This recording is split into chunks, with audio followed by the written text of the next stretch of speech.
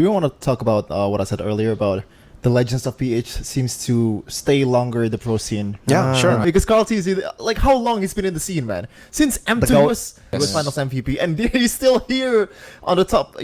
Yeah, I think the way they make money is by winning tournaments. They get these prize pools and then they get rich. But when it comes to streaming, they don't make as much as they do and I think it's not just about money for me. I think this is something that I've seen from Indonesia's culture and Philippines culture, but they are so like Philippines. This could be a bad thing or a good thing, but in MLBB and in competitive sports, they're so proud. You know, they're so proud of themselves. But the Filipinos always think they're the best. It doesn't matter if they're the worst. Again, we were casters of Indonesia. We don't really get to the full time to analyze what's going on in PH. The only thing that I can do is probably glaze the hell out of them, right? Because Carl T, like how long he's been in the scene, man? Since M2 It was not the MVP of M2, right? He was not. He was Finals MVP. Okay, he was Finals MVP, and he's still here on the top. You know, probably the best jungler in PH right now. And he's still so young, by the way. Like we think about Carl, we think about him being like a veteran. But he could be a rookie. He could have just joined this season, and he's. I think it would still make sense if we were talking about his age. Yeah. He won M2 at 16. So he's 19 now. Yeah. He's about to hit 20. He's about to be 20 this year, I think. When you look at the legends of Indonesia, they're gone. They're all gone. Rekt is a coach. I guess that's the closest thing to being competitive. Lemons Watt gone. is a coach now. Okay. Let me see. Do you want to talk about what I said earlier about the legends of PH seems to stay longer in the pro scene? Yeah, sure. I think that's a good point to talk about. Like, what do you guys think? Few is still here. Yeah. Flapteasy is still here.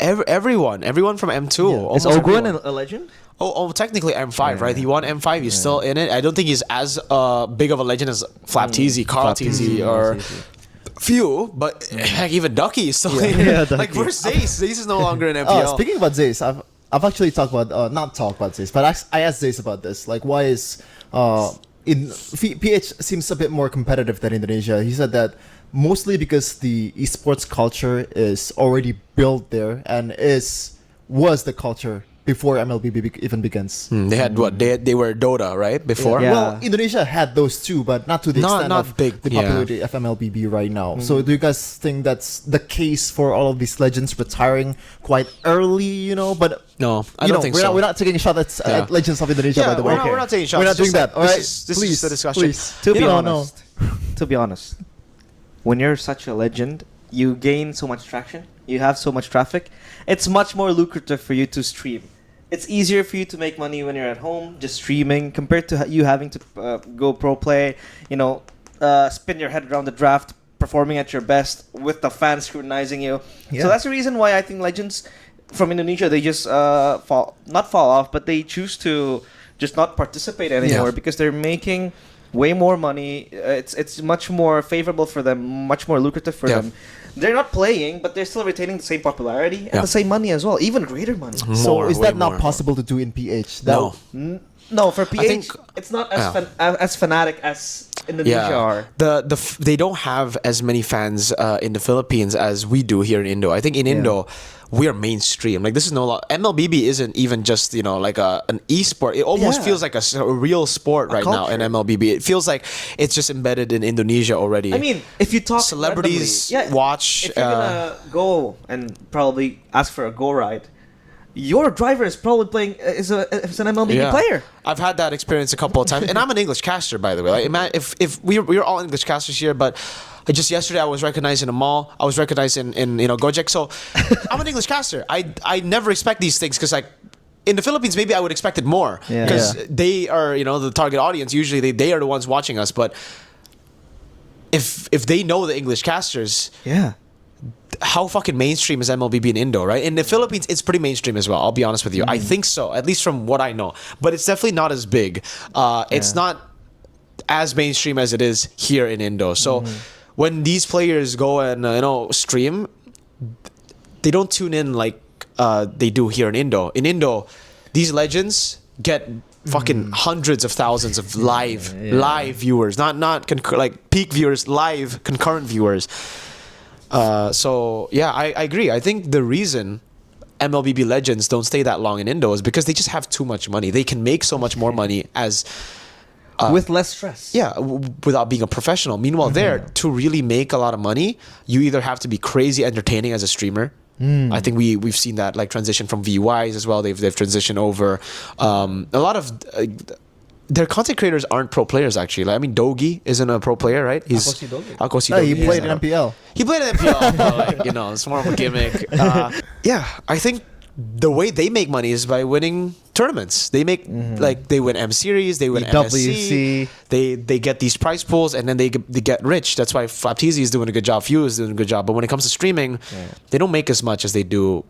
And I think it's not just about money for me. I think this is something that I've seen from Indonesia's culture and Philippines culture, but they are so like Philippines. This could be a bad thing or a good thing, but in MLBB and in competitive sports, they're so proud. You know, they're so proud of themselves, and how do they stay proud? How do they continue to like be super patriotic and like super? Yo, I'm Filipinos by winning. If they win, they're like, yeah, we're the best. We're the best in the world. This is us. We compete. We continue to compete. We're not here just for the money. We're not. And in Indo, it's more like, yeah, I love Indo. Indo, I'm an Indonesian. Oh shit, is that a stash? Is that a fucking bag of cash, brother?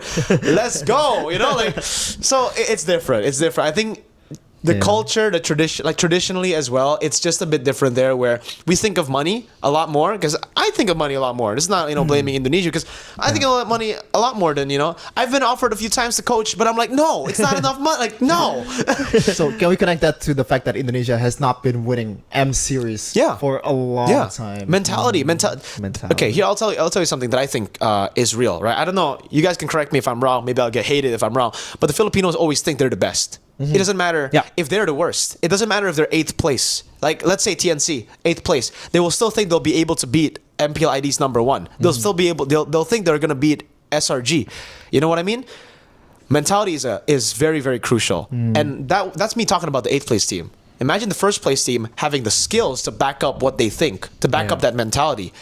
In the end, competition, competitive play at the highest level, mentality is up there with your skills, maybe even more important than how good you are, right? Because how do you perform in front of a crowd of millions, in front of a crowd of 100,000s, if you don't have that mentality, if you don't have that confidence, if you don't think you're the best, you're not going to be the best. It's not just the players, the viewers as well, right? The viewers, they have so much nationalism, I'd say, towards Philippines. You guys have been, you know, attacked by PH fans because I think more him and Arashi compared to me, but because it shows how much they love the game, how much they love the teams. And here in Indonesia, it's more of us bullying other teams as well. Each other. Yeah, each other. You know, maybe I'm not trying to, you know, generalize things, but maybe EVOS and RIQ have been going at it, the fans as well. And adding to the patriotism, when it comes to national duty, the players, they give their heart out. You know, winning maybe ISF, even though it was EVOS, winning the first one, the first edition, then Philippines, and then Malaysia. Yeah, but SEA Games, and then you talk about the other ISFs. Yeah, Philippines, they put effort into it. So is this a problem that we can fix, or do we even want to fix?